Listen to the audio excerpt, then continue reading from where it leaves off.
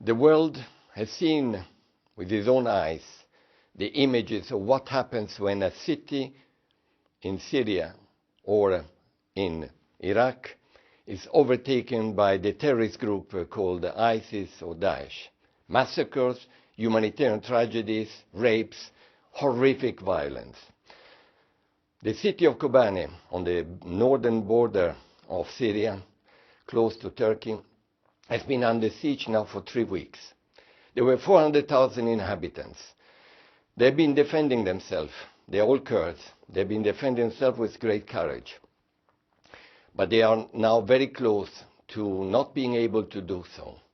They are fighting with normal weapons, whereas the ISIS has got tanks and mortars. The international community needs to defend them. The international community cannot sustain another city falling under ISIS. Turkey has been very generous in receiving more than 200,000 of its inhabitants. But what is needed now is concrete action.